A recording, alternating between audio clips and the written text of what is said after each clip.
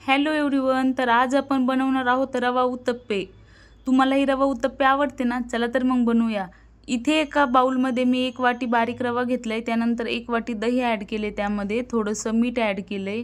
आता हे व्यवस्थित आपण मिक्स करून घेऊया आणि याला 1 तासासाठी रेस्ट करायला ठेवूया. 1 तास झालेला आहे. आता आपण हे मिश्रण मिक्सरमध्ये वाटून घेऊया. हे बघा, ह्या प्रकारे आपण असं स्मूथ वाटून घेणार आहोत. त्यानंतर आपण एका बाउलमध्ये काढून घेऊया.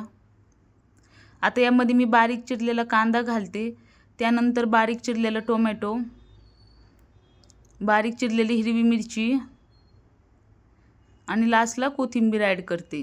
हे सर्व मिश्रण आता मी मिक्स करून घेणार आहे. आता पॅन ठेवायचं आहे. पॅनला थोडंसं ऑइल लावून घ्यायचं आहे आणि उत्तप्पा बनवून घ्यायचा आहे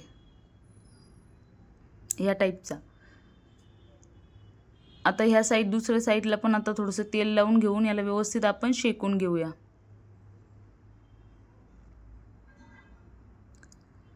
खूप छान प्रकारे आपला उत्तप्पा दोन्ही साईडनी भाजून झालेला आहे बघा. मस्त लुसलुशीत दिसतोय. आता आपण उत्तप्प्यासोबत चटणी बनवून घेऊया. आता मी थोडेसे पीनट्स घेतले, त्याला थोडंसं गरम केलेत. त्यानंतर थोडंसं डाळवा घ्यायचा, 2-3 हिरवी मिरची, थोडंसं आल्याचा तुकडा आणि नॉर्मल लसूण घ्यायचं आहे.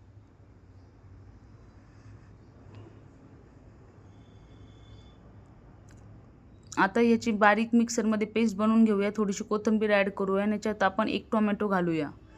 खट्टी मिठी टेस्ट येते टोमॅटोने. हे बघा वाटून झालेले आहे. आता ही चटणी आपण एका बाउलमध्ये काढून घेऊया.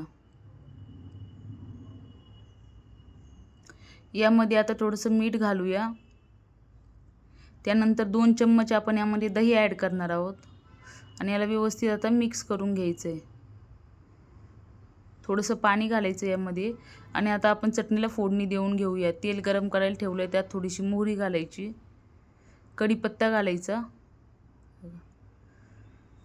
छान आपली अशी फोडणी बसलेली आहे. खूप सुंदर आपली चटणी दिसते. आपले उत्तप्पे आणि चटणी रेडी आहे बघा. खूप छान प्रकारे मऊ आणि असे लुसलुशीत झालेले आहेत. तुम्हाला ही उत्तप्पे आवडते ना, तर तुम्ही ही रेसिपी नक्की ट्राय करा आणि ऋतूज किचनला लाईक आणि सबस्क्राईब करा. थँक्यू.